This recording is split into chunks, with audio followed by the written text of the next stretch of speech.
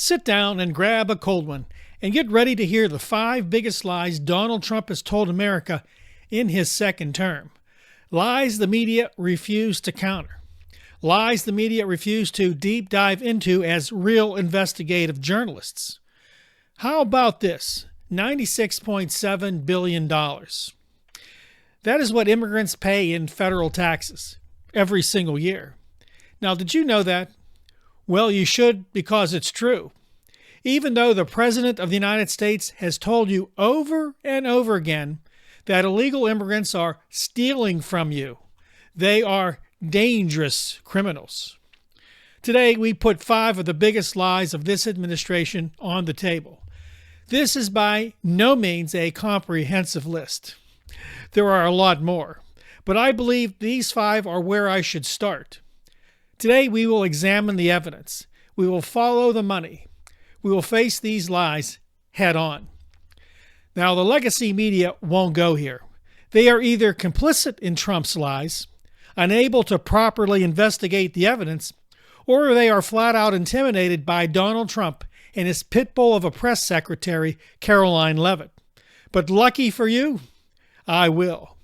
I'm David Tomsic, and this is Clear Signal. Let's get into it. Okay, let's talk about the propaganda architecture. Before we examine the lies themselves, let's talk about how this works. Propaganda doesn't need to be sophisticated. The simpler, the better.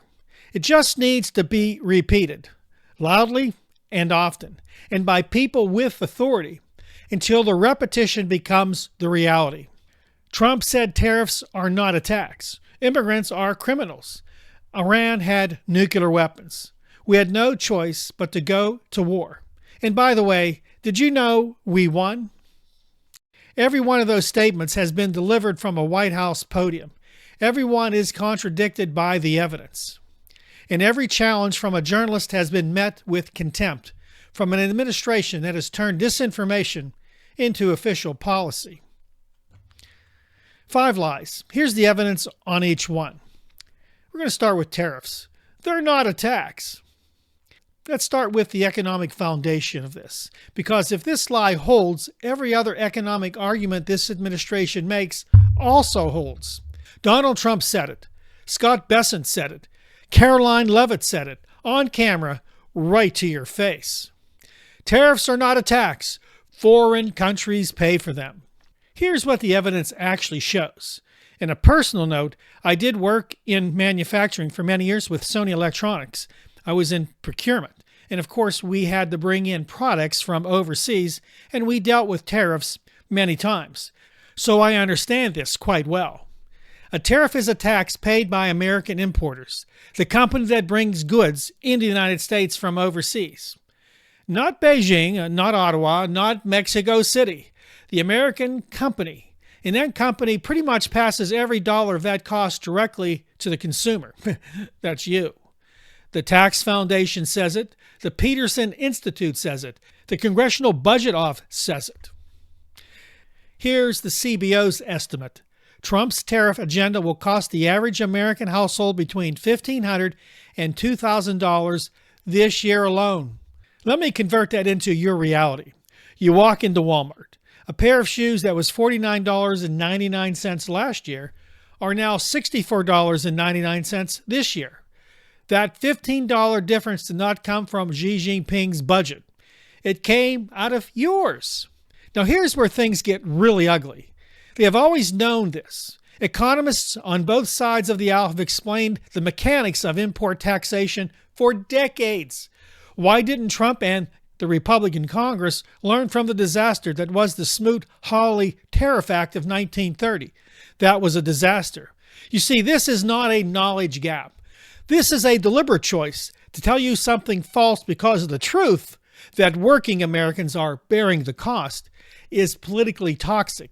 Yet with all the actual physical proof out there, many Americans believed Donald Trump. Here's my theory.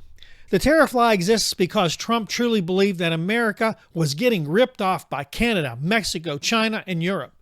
These nations were labeled a foreign enemy. The playing field had to be leveled.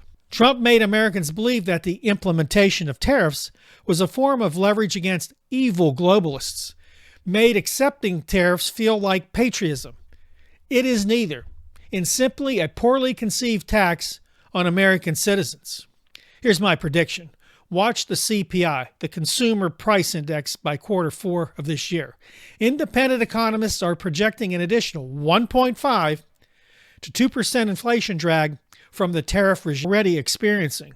The checkout line will tell the story the White House and the legacy news networks won't. Number 2, the immigrants are criminals and are on welfare. Lies 2 and 3 are twins. They share the same blueprint, and they need to be examined together. Lie number 1, immigrants are dangerous criminals driving a massive crime wave across America. The lie number 2, immigrants are draining the system, getting huge government checks, and living off American taxpayers. Now, let's look at the evidence on both of these. The Cato Institute, not a left-wing organization, published a comprehensive study using a decade of Texas crime data. Their conclusion? Undocumented immigrants commit crimes at substantially lower rates than native-born Americans. The National Academy of Sciences reached the same findings. Researchers at the University of Wisconsin confirmed it. And the Department of Justice's own data shows no correlation between immigration levels and violent crime rates in American cities. This is where the legacy media gets it wrong. Instead of reporting the data, they take 1 or 2 incidents of an immigrant committing a crime and make it into national headlines, which would seemingly confirm Trump's belief that all immigrants are criminals. There is no statistical evidence supporting a crime wave driven by immigration. None. The data points in the exact opposite direction. Yet Donald Trump uses this false narrative in campaign speeches across America. Now, the welfare myth. $96.7 billion. I mentioned this in my opening. This is the annual tax contribution of immigrants, documented and undocumented, according to the Institute on Taxation and Economic Policy. This is not a rounding error.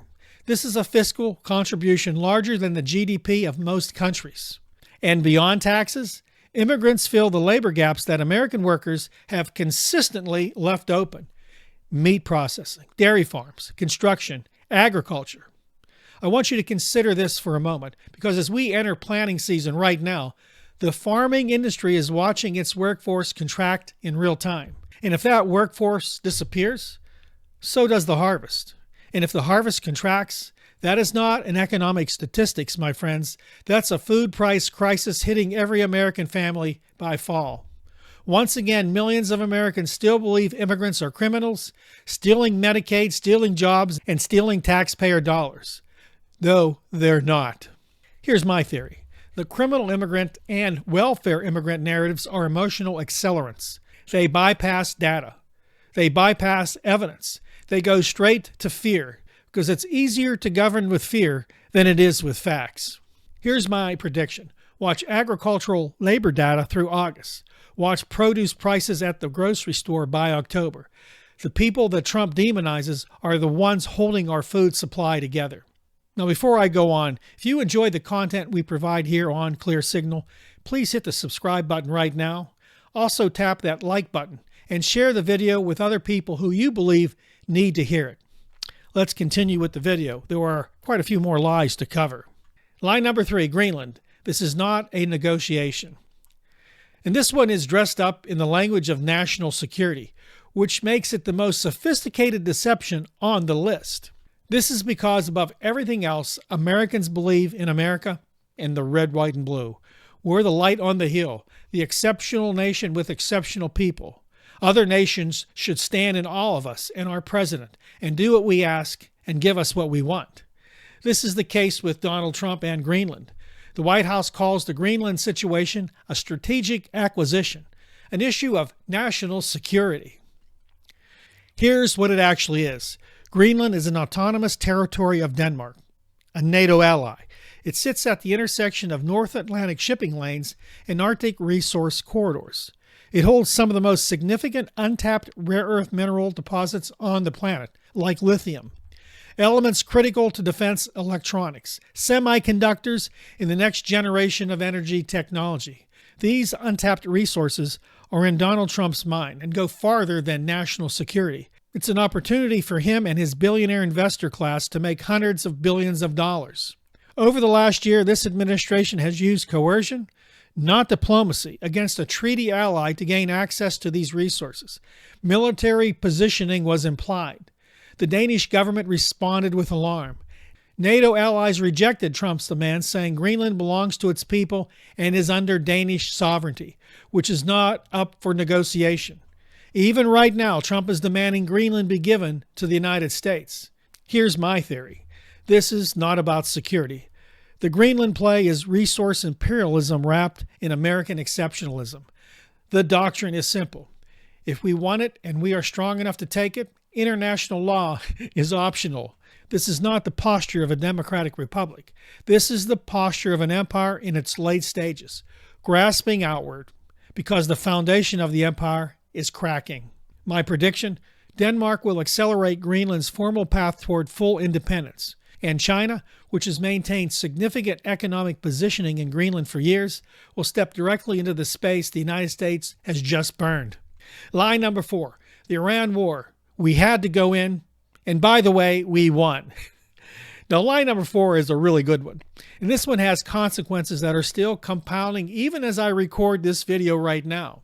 We had to bomb Iran. They were building nuclear weapons. We had no choice. And then, we won. Okay, let's start at the beginning. Tulsi Gabbard, Director of National Intelligence, Donald Trump's own appointee, testified before Congress earlier this year. She told the committee that all 17 U.S. intelligence agencies assessed that Iran was not actively constructing a nuclear weapon. Not one agency supported the nuclear weapons justification for military action. Not one. And then there is Marco Rubio's admission, reported from a private meeting, that Trump was pressured into action because Israel was going to strike Iran regardless. Trump was given a binary choice: coordinate or watch an ally act unilaterally. This is not a national security crisis. This is Benjamin Netanyahu running the foreign policy of the United States of America. Now, the nuclear weapons argument itself. Let's go back. Benjamin Netanyahu has been warning the world that Iran was months away from a nuclear bomb. He made that argument in, 1992, 1995, 2002, 2012, 2023, and now in 2026. Wow, 25 years. The same warning. And each time, the U.S. intelligence community quietly contradicted it. Here's my theory. The objective is not nuclear deterrence. Eliminating Iran's military capacity eliminates Israel's most significant regional competitor. The nuclear threat is the justification, not the cause. Next up, Donald Trump declared, "We won." The United States has spent over $60 billion in this conflict. Many analysts believe it's closer to $100 billion. The Strait of Hormuz, carrying 21% of global oil trade, remains under effective Iranian asymmetric control. Drone swarms, naval mines, proxy pressure on commercial shipping. Iran is not deploying asymmetric warfare because it cannot fight conventionally. It is deploying it because it works. This 21st century style warfare confounds a military doctrine designed for 20th century warfare. It counters air and sea power by striking those targets from great distances. 5 times Trump has claimed the U.S. and Iran were negotiating and close to a deal. These statements directly affected the stock market and oil markets right here in the United States. I just did a video about this tactic called Oil Prices Ready to Explode. I'll leave a link in the description box for that video. There is also another play going on here. Federal authorities are probing suspicious oil market trades tied to Iran war developments, with reports indicating traders made over $2.6 billion to as much as $7 billion in profit. These traders had inside information, many believe directly from the White House and Donald Trump himself. Trump had purposely led the world to believe there were real negotiations going on with Iran. These announcements moved the markets, and traders were able to use this information to short the market. This is the hardcore definition of profiteering. There is no victory here for Trump or America. This is a quagmire, and we have seen quagmires before. Vietnam, Iraq, Afghanistan. and they don't end well. Here's my prediction. Many are hoping for a back-channel negotiation dressed as a diplomatic breakthrough in the next 90 days. Many other analysts believe Trump will be forced to restart the war, forced by people like Benjamin Netanyahu and Miriam Adelson, a high-profile Zionist billionaire who donated significantly to Donald Trump's election campaign. They believe this can be done well before the midterm election cycle starts. You see, there is no clean exit here. The U.S. is bleeding money. The world economy is headed to recession, and oil shortages are on the horizon. Donald Trump can either escalate or negotiate. The problem is his ego may not let him to negotiate, so we might be in for another very long and protracted war.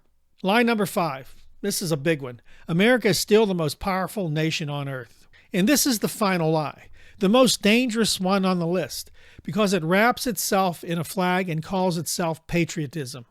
The statement, America is the most powerful nation on earth, is partially true for now. But here's what the data actually shows. The national debt has crossed $39 trillion and by all estimates will continue to climb. GDP growth sits at approximately 2%, and multiple independent economists believe the real number is much softer, given how current metrics fail to capture the shadow drag of tariff costs and supply chain disruption. Core inflation is at 3.2% and trending upward, not downward. Fuel prices. This one is physical. You feel it every time you pull into the gas station. The Iran conflict's impact on Strait of Hormuz shipping has applied pressure to global energy markets. In many U.S. markets, gasoline is well over $4 a gallon. Diesel is over $6, and there's no stopping it. And diesel doesn't just power trucks. Diesel powers the entire physical economy. Every pallet moved by freight, every tractor in the field, every refrigerated trailer carrying produce to your grocery store. And here's where the agricultural picture becomes critical. Urea, the nitrogen-based fertilizer derived from petroleum byproducts, is either scarce or cost prohibitive right now as planting season begins. If farmers miss application windows, crop yields, they drop. If yields drop by fall, that's not an economic data point. That is a dinner table crisis for tens of millions of Americans. But the collapse of American power is not only economic, it's diplomatic. Canada, our largest trading partner, our oldest treaty ally, has been treated by Donald Trump with open contempt. The rhetoric toward Europe has alienated partnerships held since 1945. The UAE's exit from OPEC is not a footnote in the financial press. It is a signal that the energy architecture of the United States, built specifically to anchor the petrodollar to oil, is beginning to fracture. Countries are actively trading in Chinese yuan. They're actually buying Chinese bonds now, not because they admire China, but because they no longer trust the stability of the dollar as the global reserve anchor. The IMF has said this. The Bank of International Settlements has said this. Donald Trump did not create the long decline of the American empire. That decline has been going on for decades, but he has put it on a timeline that no one was prepared for. Okay, 5 lies. Built deliberately, repeated systematically, defended aggressively, from a press podium where every legitimate question is met with fury. The legacy media, the networks, the cable shows, the major papers have largely stopped doing the one thing journalism exists to do: investigate and say plainly what the truth is. I've done a specific deep dive on that failure on our sister channel, Loud and Clear. I'll place a link in the description box to that channel and to that video. Watch it, please, because it helps piece this all together. So here's my verdict. The alternative media, channels like this one, are not a replacement for institutional journalism. We are a response to its abdication, and the burden does not end with us. It ends with you. You have to want the truth more than you want to feel good about your country. You have to be willing to look at the evidence, even when the evidence is hard and contradicts your beliefs, even when it challenges the story you were raised on. America was not exceptional because it was perfect. It was exceptional because it was honest enough to confront its imperfections and work to fix them. That work, that honesty, is what's being dismantled right now. Not by foreign enemies, but lies told from the inside. This is Clear Signal. Subscribe and like this program right now. If this reached you, share it, because someone in your circle needs to hear it. Keep sharp, and I'll see you next time right here on clear signal. Take care.